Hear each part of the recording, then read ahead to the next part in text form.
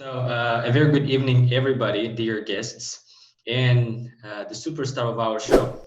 Today we're meeting David Stewart from Gannon University, and today we've got a chance to ask questions directly from him and then get answers.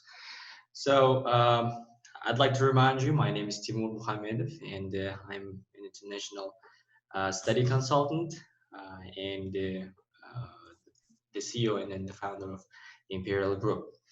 And so today we've got prepared a lot of questions, and today we can directly get answers from the representative of the university.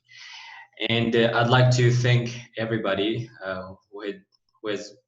I'd like to thank everybody who has joined our meeting and then sparing their evening with us. So, David, a very good evening from my side. Probably that's morning there. So, in that case, I better say morning to you. How are you Yes, today? thank you.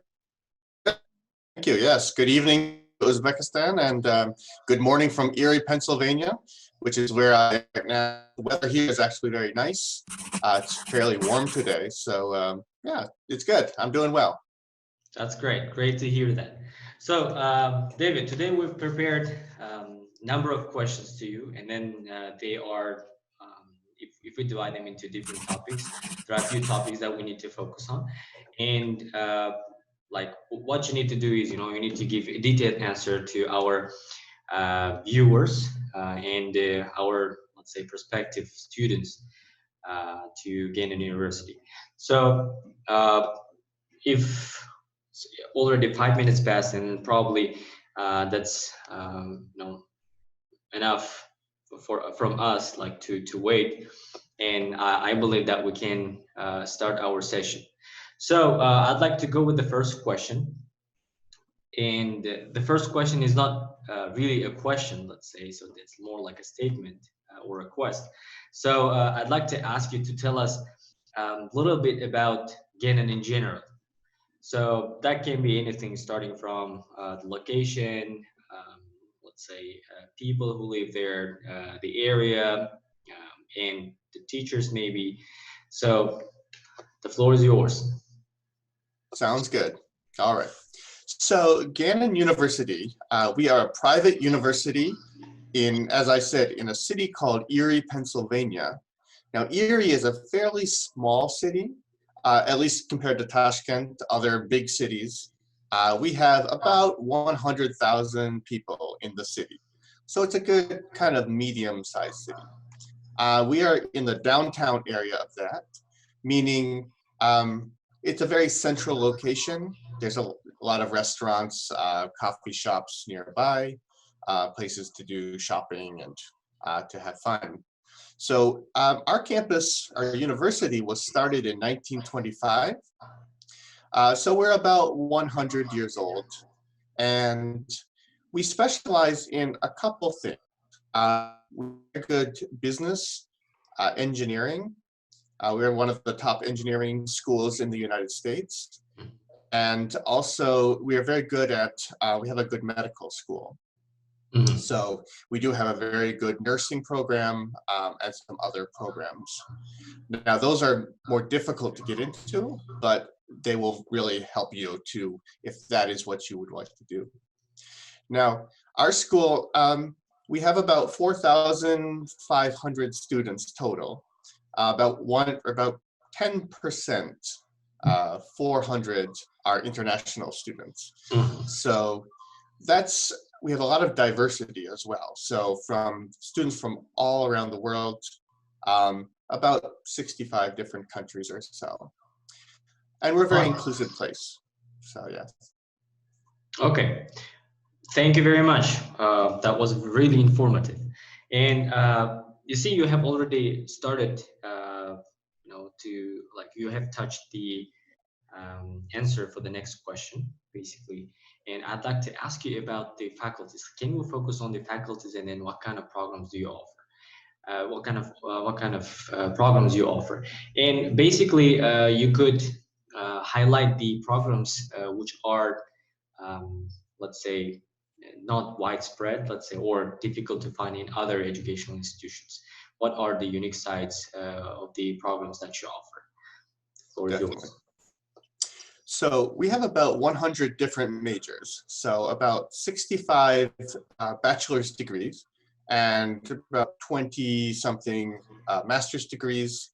We do have a couple doctorate degrees and other things as well. So as I said, business, engineering, computer science is another one where we have very good programs. Some of the ones where we kind of specialize or maybe are not very common. I mean, many schools have business, of course.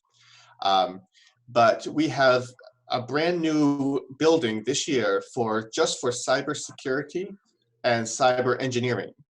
Now, cybersecurity is more of the software side of it, protecting your computers on the internet. Cyber engineering is more hardware, so keeping a car safe from being hacked or a phone or something. So those two majors are kind of a new thing. We are one of the only ones in our region that has both of these. And in this new building, we have a lot of, we have several partnerships where students can work on campus and get some of that practical job experience as well. So a couple big companies. Another program that we have, which is very popular, is our freshwater and marine biology. So we have our own boat. We are right by the lake, so students can go out on the boat, do experiments, and get some practical experience. That's great. That's great. So usually when students approach me and then ask me for some advice about the, let's say, programs that they should choose, I always, the first advice that I give is, they need to come with their, let's say, with their intentions and then with their interests first. So they need to depend on that. And then, of course, it's one thing which is very important is what modern life, let's say, needs. For example, what kind of specialists we need right now. And you highlighted cybersecurity and cyber engineering. And I believe that these two spheres are one of the most important areas that we could, direct our students to. And that's, one of a big opportunity, I would say. Well, thank you. Now we're moving on with the next question. So Dildara is giving a question here, and then she's asking about, so she's asking you to give instructions, detailed instructions on how to submit the documents. So you see, Dildara, we've got that on our question list. So that's why I'd like to ask you to stay tuned and be with us till the end of our conversation. And of course, we'll touch that area too. So the next question that I'd like to discuss with you is about the requirements. So now we know what kind of majors and what kind of programs you offer. And now if there is, let's say, a candidate who will be interested in applying and submitting the documents, what will be the requirements? So first we need to focus on the bachelor's degree programs and then master's degree programs. Okay. So for bachelor's degrees, you have to have finished high school. So that's the first one, or some sort of secondary school. So we'll need your transcript from that. Generally, can I give an additional question here? So this is something that we need to touch. So in Uzbekistan now we've got a lot of reforms, let's say, in the sphere of education. And in the past, we used to have 12 years of compulsory education, and now our pupils finish compulsory education in 11 years. So they stay at school and they finish. The highest level that they can finish is the 11th grade. So there's a question, are they able to apply for bachelor's degree at once, I mean right away after they have finished, or they need to have some sort of foundation programs? Right. The country, I think Kazakhstan has 11 years of schooling, but as long as you have a high school diploma and the government of Uzbekistan says you have finished high school, that's okay with us. So you do not need to do an extra year. You can take your 11 years, go directly into the bachelor's program here. Now, what we will look at that transcript, so it'll list your grades in each subject. The average has to be, at least in the American system, about a 3.0 GPA.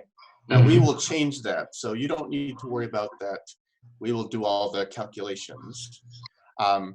If it is a little lower than that, it is still possible. So we will look at also a personal statement. So just a very short essay explaining why do you want to study that major? What is your plan? Maybe why do you want to study at Gannon? You know, so we can get a good idea of your background, what you are kind of planning, you know, what kind of person you are. Then there is also a letter of recommendation. Now, if your grades are very high, maybe we can waive that, but we might ask for it definitely if your grades are a little bit lower. So we like to get that from a teacher first. Now, in terms of, because of being here in English, you need to understand the professors. There are two ways for most programs that you can do that. The first way is to submit an IELTS or a TOEFL score, something like that. So for IELTS, we would need a 6.0 for most programs. Some of the medical ones are 6.5. But if you do not have a test, or you do not have that score, maybe you have a 5.5 on IELTS, you can come here and do the ESL program, maybe for one semester. And that is very useful in kind of getting very good at English, especially the listening, speaking, and also it helps you to learn about the American culture and classroom. So that's a very beneficial program if you would like. So those are two different options. You can still be accepted directly into your program even if you do ESL first. So we will get all those documents in when you apply. You can apply online at apply.gannon.edu, and you can attach those documents with the application. And then we will take them, look at them maybe in 1 or 2 days, and we will tell you if you are accepted. Okay. So now basically we can continue with the question that Laura gives, because this is its order now. So can you tell us the orders, let's say, that we need to, like the steps that we need to take in order to finalize our admission. So how to start and how to finish. Definitely. So the first step, as always, is to fill out an application. So we can get your documents, but without an application, there's nothing in the computer system to put them with. So again, if you go to apply.gannon.edu, you can fill out an international application. You just pick your major. It takes about maybe 5 minutes to apply. At the end of that, there's a place called supplemental items. And this gives you a place to attach all those documents that you need. So your transcript, your personal essay, if you have an IELTS or a TOEFL, things like that. Now, if you have any questions or problems, you can ask Temur or Imperial Consulting. You can contact me directly. I love talking to students. So either by email, WhatsApp, something like that. I have many people asking me questions. because it can be a complicated process to study in another country. So then once we have those, they will come to me, I will accept you, hopefully, right? And then I will let you know. Now, the next step is to get you what is called an I-20. This is for your student visa. So you would need to go to the American Embassy to do an interview to get your student visa. Now, to give you an I-20, we need two things.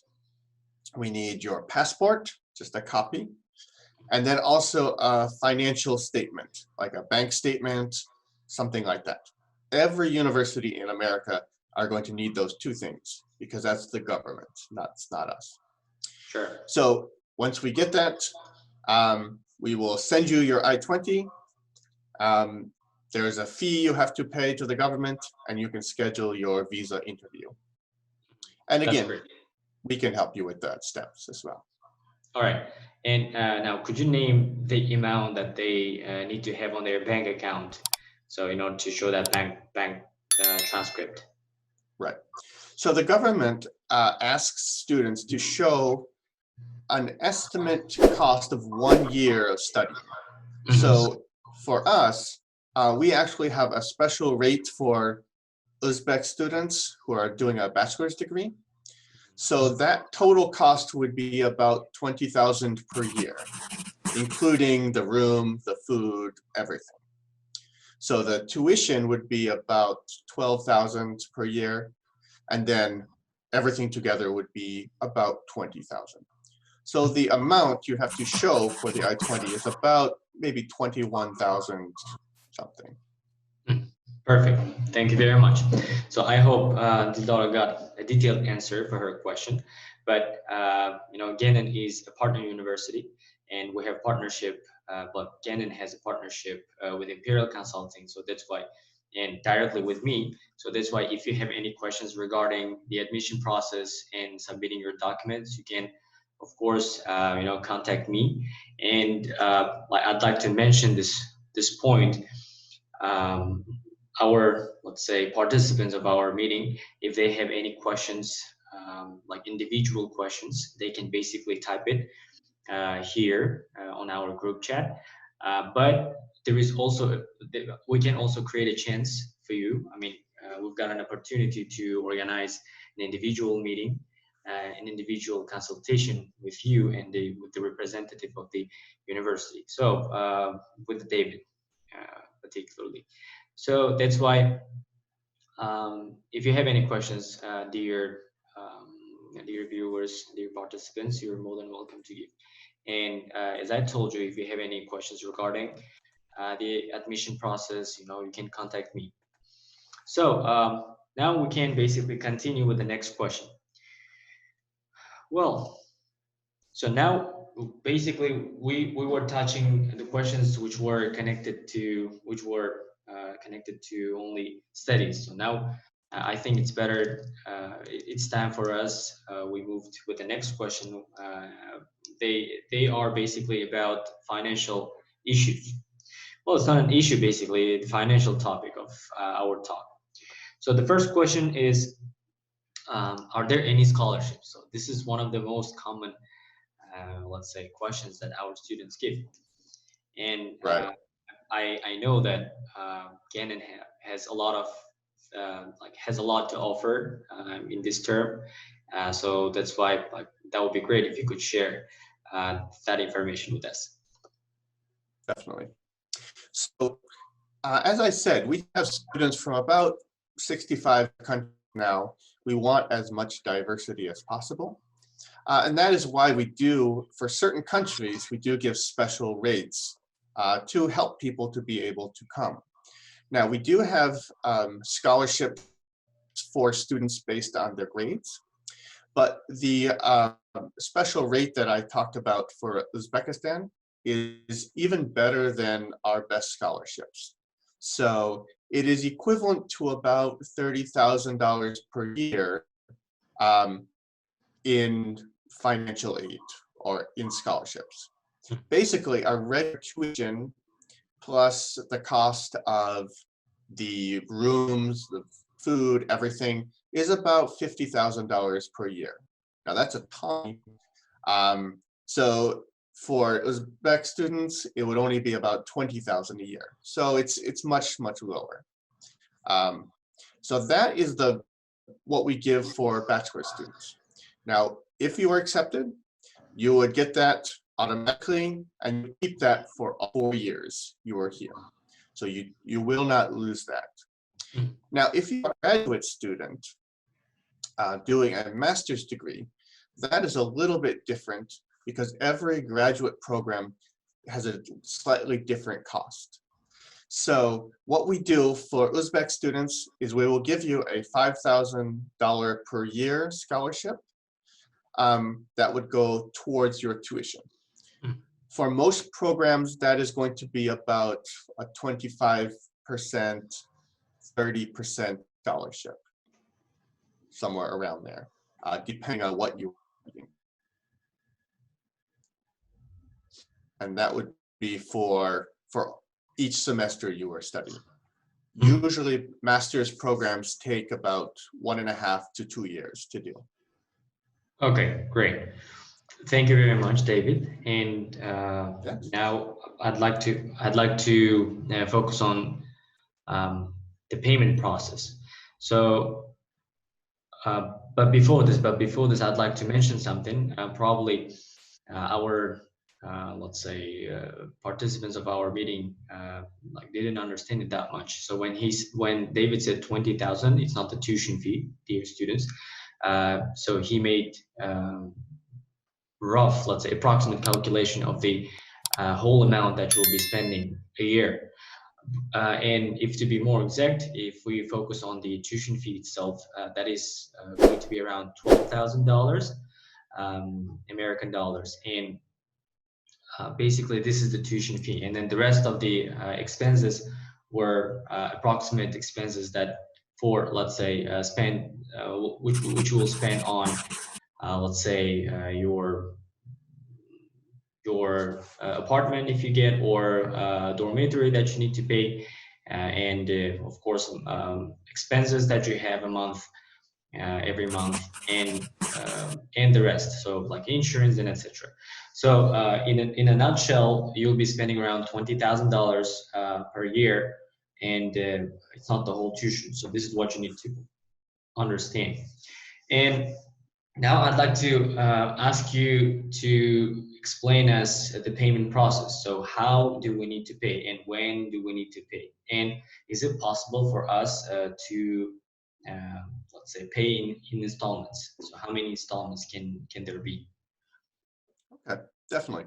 So when you first come, so the first semester, we don't make you anything before you get your visa, because the visa is, you know, there is some question, maybe you will get it, maybe not.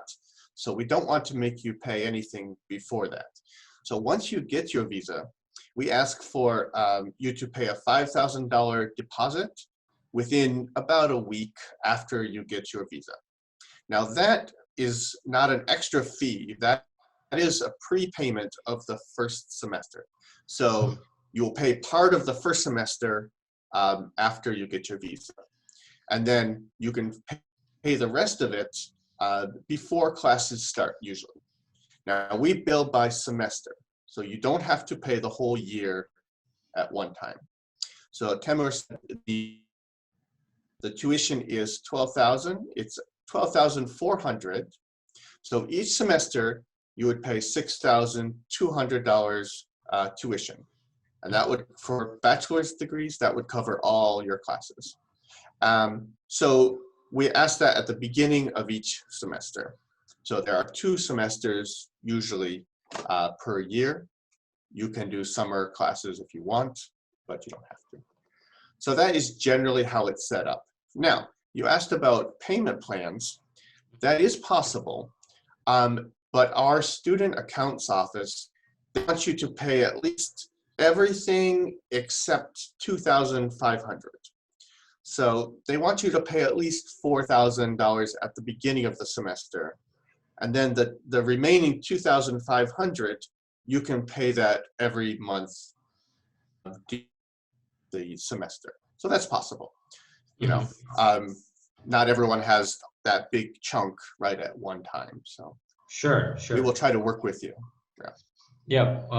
Well, if we make a conclusion from what you said, so basically there are big chances and there are big opportunities for you, dear students, prospective students of Gannon University.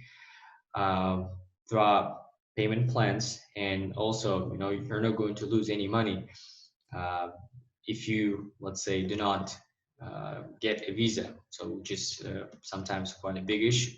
So as you can see, the university starts caring about you from the very first steps that you make, towards the United States. So that's why I believe that it's a great chance to get your degree in another country, and especially if this country is number one and let's say the capital country for the education. So let's move on with the next question. David, you see, we've got a lot of people who would love to study in the US, and basically our students are very interested in studying abroad.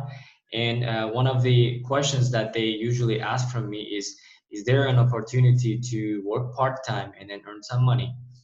Or is there any chances to organize any internships? Maybe they're paid, maybe not.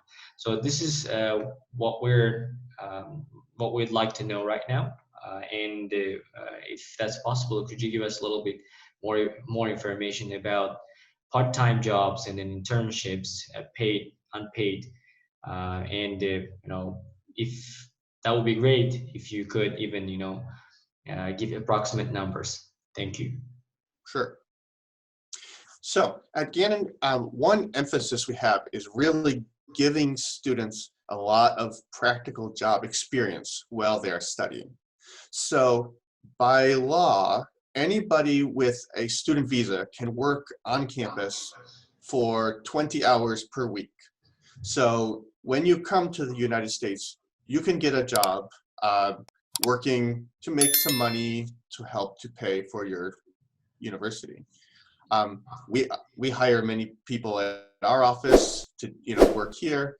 Every department on campus has students. Now that's good because, of course, you can make money, but it's better if you can work, you know, with something with your major, get some good experience while you are studying, make money, etc. So we actually have several companies, as I was saying, that are working on campus. So you can work on campus, but then still be doing internships while you are studying. So that's one option. So for instance, we have a company called GU Bot Dev. They do, they build drones, they do 3D printing, they do other little robots, and they will use these to help educate high school students, middle school students in the area. They also do a lot of other projects, and they build their own things. And that company is on campus, so students can work there, and they can get experience doing that kind of thing. As well, with the cybersecurity, we have Erie Insurance, which is the biggest company in Erie and the biggest insurance company in the area. They have an office there for students to help do research. And then we also have another one called Extreme Networks, and they do cybersecurity. In our engineering program, we have a NASA-funded group that builds probes that NASA uses to do experiments. Oh. So those are some good practical, I mean, that looks great on a resume. If you are graduated from high school and you say you worked with NASA. When I graduated, I had nothing like that from my university. So those are some really good opportunities. Also, during the summers, any breaks, or during the year, you can also get permission to go outside the campus to work with companies. Now, if it is on a break, or after graduation, we call it OPT. We can talk more about that later. But if it's during the year, it's called CPT because it's part of your curriculum, which is where the C comes from. So we have many students that do that as well. Our job placement rates are very good. A lot of programs have 100% job placement after they graduate. So we really focus on helping you to get a very good job once you graduate. Sounds great to me. Okay, thank you very much for the answer, for the detailed answer. And I hope this information will be very useful for our prospective candidates. And now let's move on with questions regarding, let's say, career opportunities after graduation. So many students come to us and then ask questions about after graduation part. I mean, yeah, after they have received their diploma, is there any chance for them to get a job in that particular place that they're going to? So the same question goes to you, David. Is it possible to stay in the US and get let's say some job experience there, work experience there, and like improve your resume, let's say, and then of course earn a little bit of money while like before coming back to our country? Yes, definitely. So I mentioned OPT before, which is optional practical training. So this is a program where you can, after you graduate, you can work for some number of years just using your student visa. So you do not need a different visa, like a work visa. For most programs, it is 1 year you can study. But if you are doing anything in the STEM fields, so science, technology, engineering, math, those fields you can work for 3 years. So for 3 years, you can work, and that's per level. So you could work as a bachelor's, get your bachelor's degree, work for 3 years, go get your master's degree, work for another 3 years.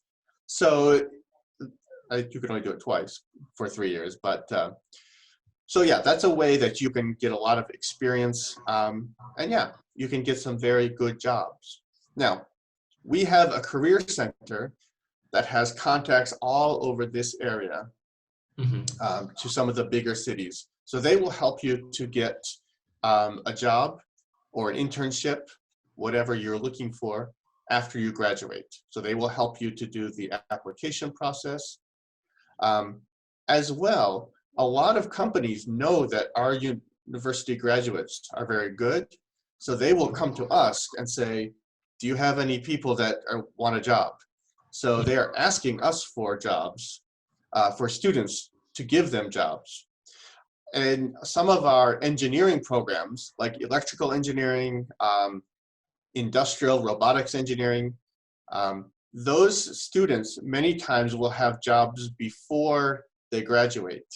So about half the students will have a job already waiting for them about halfway through their last semester. So it's, yeah, we really concentrate on that, and yeah, it's very good for students if they want to work afterwards. Okay, great, thank you. So now, like we have got, let's say, enough information regarding work experience that they can get, internship opportunities, and then of course the opportunities that they can have after graduation. So now let's move on with a little different question, and that question will touch mainly student life. So I'd like to ask you about the, let's say, activities that our students, or let's say your students, are usually busy with. So I mean, what opportunities, what possibilities, or let's say, is it how students, let's say, let me make the question a bit different. So how students can spend their time on campus and then off campus, and what do they usually do? Okay, perfect. So Gannon University is a liberal arts university. And what that means is that we are not just, your major is very important, but it's not the only important thing. So we want to make you a well-rounded person by going to college. So what that means is there's a lot of extra activities that you can get involved in. For instance, there's a lot of service groups. If you want to volunteer, if you want to help, be part of a group that's trying to, help out the community. We have a lot of sports. Besides our varsity teams, which are the ones that play for the school, and those actually have scholarships that are available as well if you play a sport very well. But then we have a lot of just what we call intramural or club sports, which are just for fun. So you can play a wide variety of sports.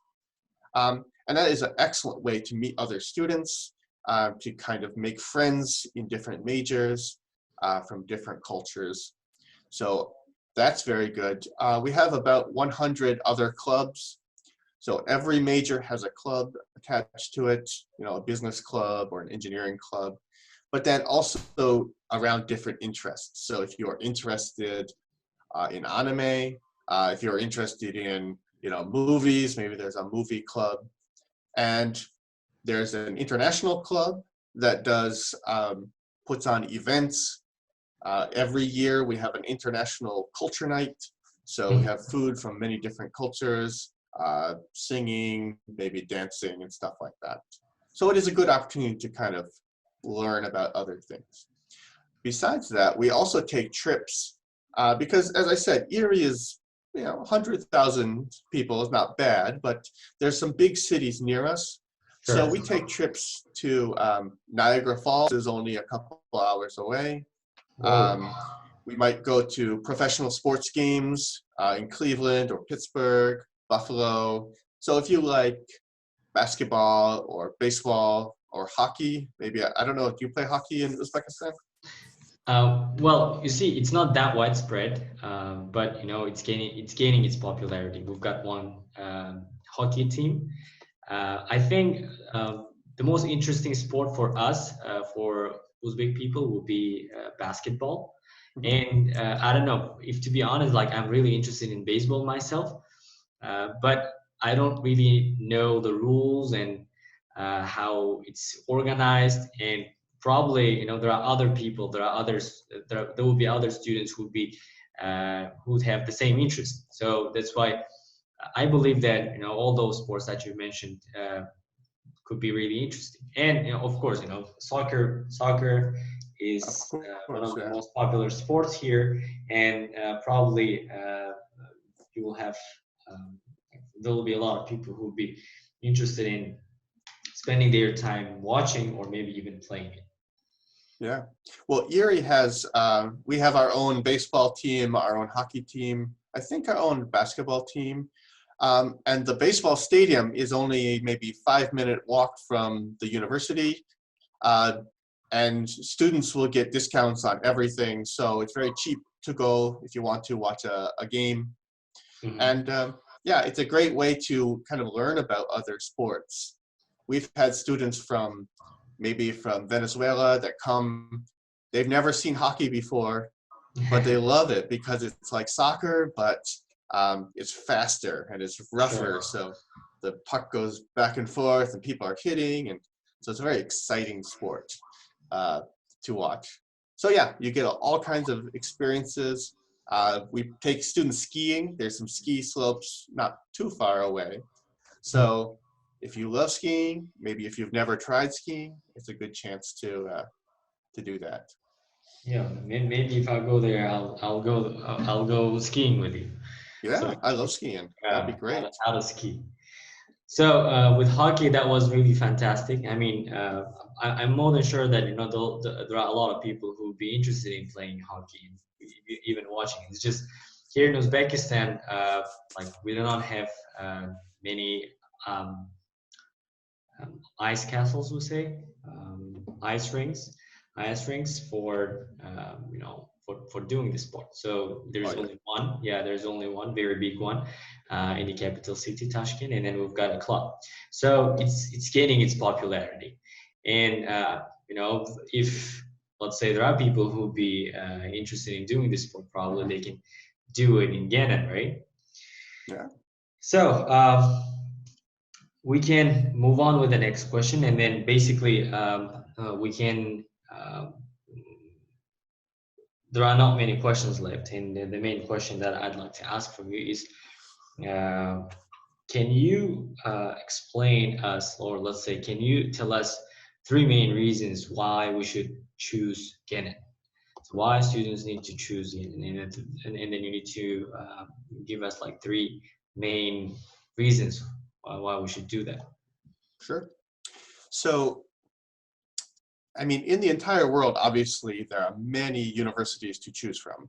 In the United States, there's about 4,000 something universities. So there you have a lot of choice. Now, Gannon is good for several reasons. First of all, we are a nationally ranked university. So we are one of the top universities in the United States, which means you're going to get a very good education here. That is obviously the most important thing. The second thing is that for Uzbek students, we have a very good price. So a lot of universities maybe could cost $30,000, $40,000, $50,000 a year to study there, even with scholarships, if you go to a good university. So, but for us, it's only $12,000 in tuition, $20,000 total per year. So that's makes it more affordable as well. And finally, we are kind of a mid-sized university, so we are not too small, but we're not a huge university. So a lot of your classes are going to be small. You really get to know the professors, and they can help you out with a lot of things. So there's a lot of opportunities here. As I said, there's things like that NASA program. A lot of students help their teachers with research. So I have one student, he has published 4 papers already. And this is something that you can't do at a bachelor's level at a bigger university because there are just too many students. But here, there's a lot more opportunity for you to actually do things hands-on. So it's kind of a good combination of all these good things. So that's why I would really recommend looking at Gannon, depending on what you want to study. And of course, if you have any questions, definitely talk to Temur, talk to myself. We can help you to kind of decide about that. Well, thank you very much, David. That was really, how to say, that was very like exact explanation on the steps that we need to take while choosing your university. So well, basically, I don't have any questions left, and what I would like to remind is this video session will be recorded and then edited, and after that we'll upload it onto YouTube, where our maybe participants, maybe other people who want to watch this conversation with you they can have an access to it. They can easily rewatch it again. So I'd like to thank you and then your team, and like thank you for you particularly, for your time, for sparing your time, and thank you very much for this very informative talk. That was really interesting to listen to you, and of course, I believe that there are like many people who are looking for this university, but don't know about it yet. So that's why, if we contributed in the popularity of this university, and then if we let's say affected the choice of our prospective students, me and then my team, will be really happy about this.